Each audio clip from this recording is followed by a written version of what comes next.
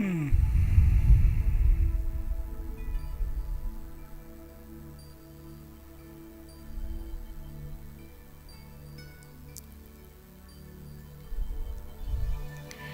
Interesting.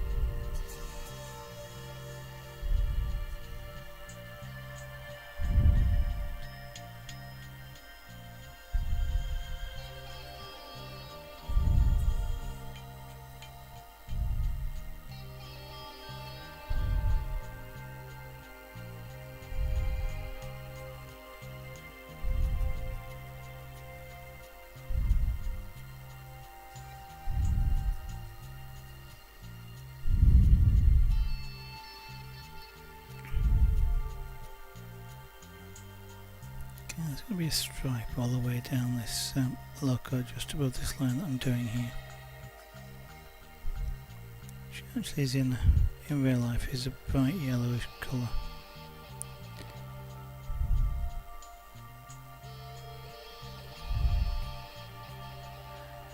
The actual colour scheme of this locomotive is red and yellow.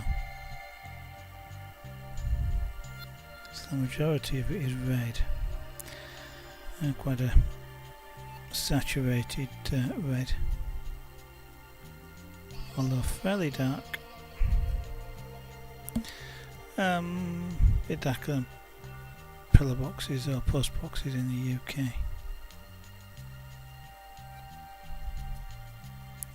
And then the yellow, it's an orangey sort of yellow, but as a yellow which is mainly the front of the cab on each end and the sign writing on the side.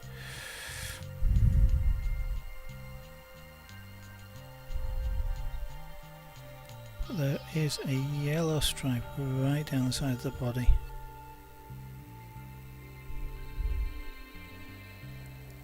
Which is quite prominent, which I want to include.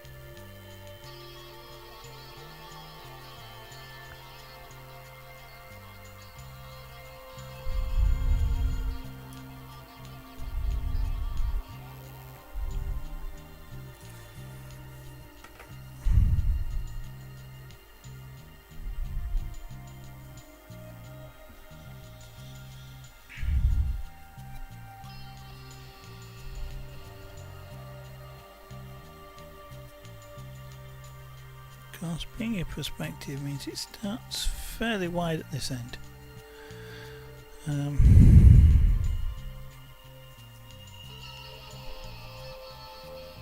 It's quite a bit narrow at the other end.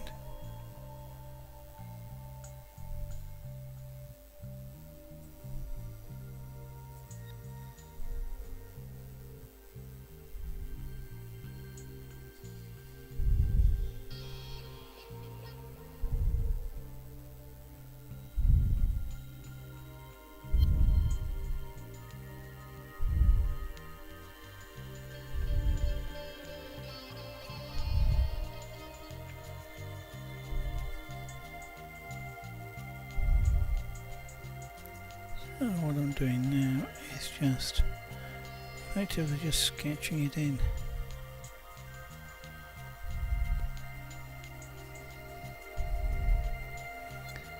I'll need to give it a colour because if don't, then it will have a tendency to look white. Now I'm not getting into that dress, but and the colours of it, but the base colour of the board is meant to represent white in this particular scheme, since I'm using a positive technique,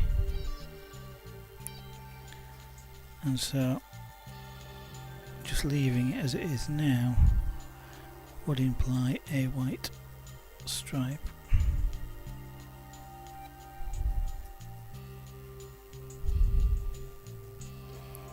To some extent it doesn't make a great deal of difference. It's been a practice piece and all, but if there's somebody out there that is into locomotives, then they probably wouldn't be too happy about me leaving it white.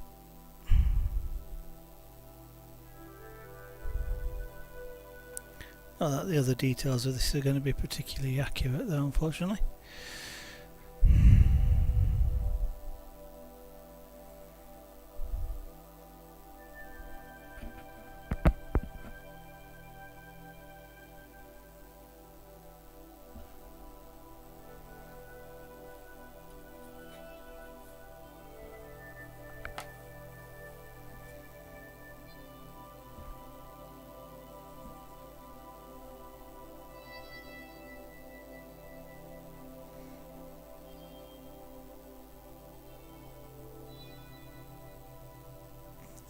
Just looking at a reference picture, and what I do have to be careful of is there's an area around about here that's yellow, and I just need to make sure that I position where that is reasonably correctly. So it's going to be about there, because in actual fact I probably didn't want to have put that line across there, but it will probably fade. Or what I can do is make an attempt to erase it, or at least reduce its colour a little bit. Not sure it's going to work, so. But anyway, something to learn for next time. Not to look at the reference image, but it probably won't be too bad, but we'll have to actually see when I get that far. And the rest of the area up here is red, so I'm just going to do is darken this edge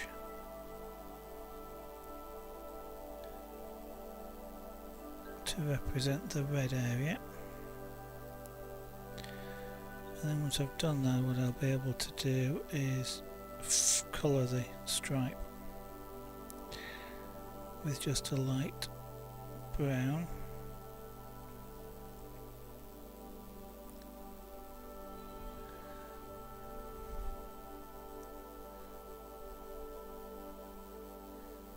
And then I can adjust the colour of this area to take account of some of the reflections and other colours that are around.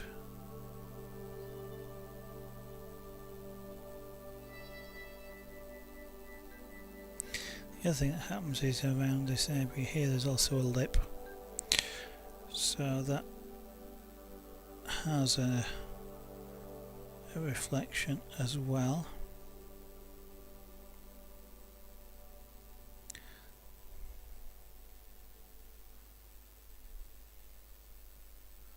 So this will actually be just under the lip.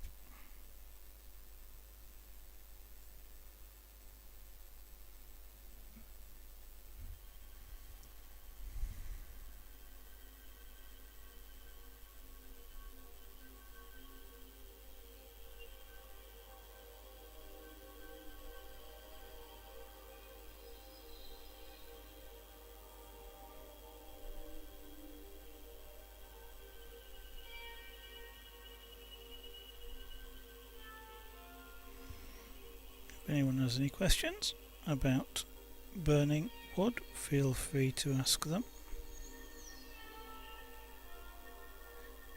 And if I can do so, I will try and answer them.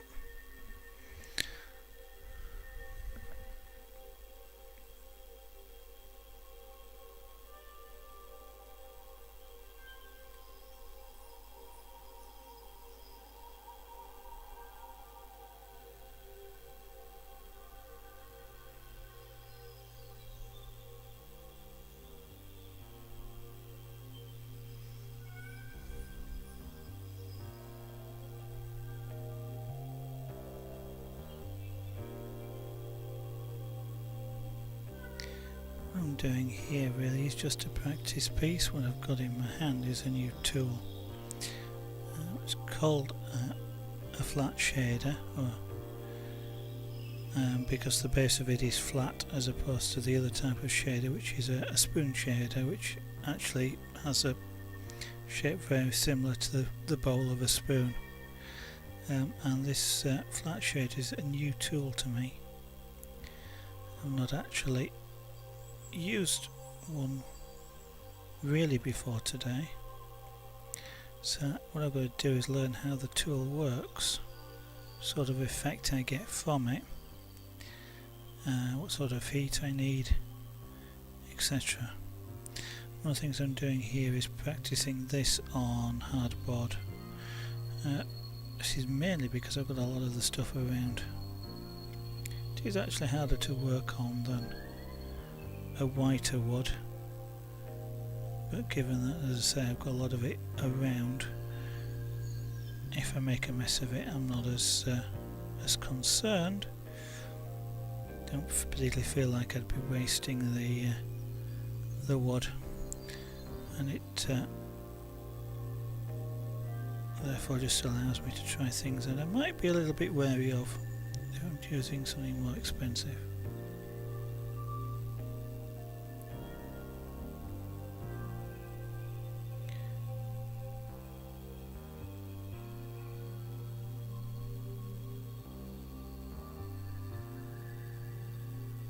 Okay,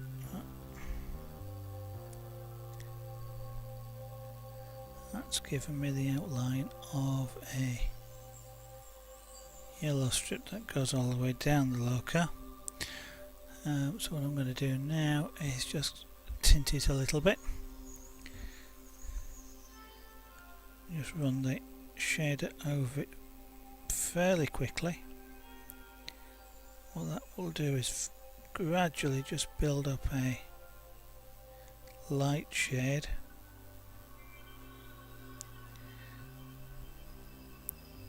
of colour. That shall be enough to take away the background, which is read as being a white in this particular case, because I'm using a positive technique rather than a negative technique. That's one thing which pyrography has a relatively unique advantage, in that it can actually be done in two ways. You can either do it as positive, which is what I'm doing here, which is where black is black and nothing is white, or you can actually invert it and do the burning area is the white of the image and the uncoloured image is the darker one, and it actually works surprisingly well. It's a very good technique, is the negative, for things like night, moonlight, spotlight, stage images, for example of a singer on stage with a spotlight on them. Using the negative technique can actually be very effective.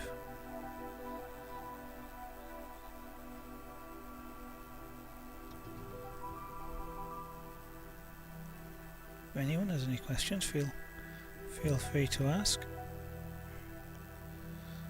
I'm by no means an expert, but I can help if I can. Okay, that's got a slight colour to it. I can always adjust it later if necessary. I'm not going to take it all the way down at the moment, because this whole area here is also got to go to the same sort of shade, and I don't particularly want to take that on just at the moment.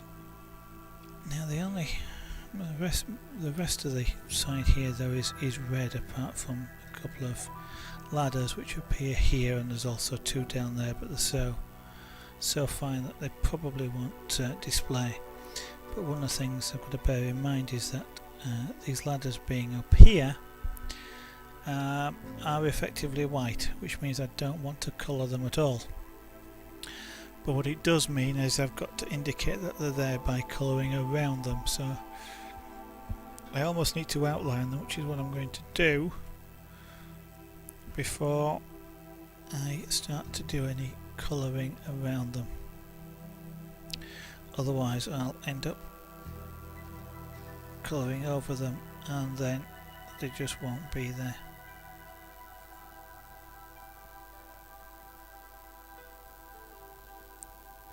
The other thing that they do, the two ladders do, is create a shadow. So, or the two edges of the ladder rather do is create a shadow, which means the area just around here is actually darker than the rest of the body. Now I've got to be careful, because what's happening here is I'm pulling the fibres of the wood up a little bit, which is not what I want to do,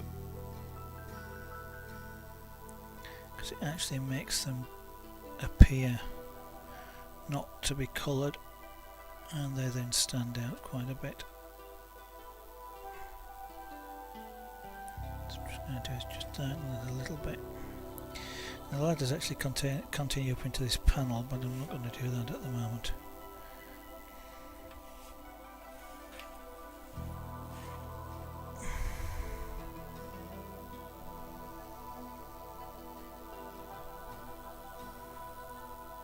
Now you don't see a shadow on this side, so I've got to try and do a fairly light edge. I'm probably a bit wide there,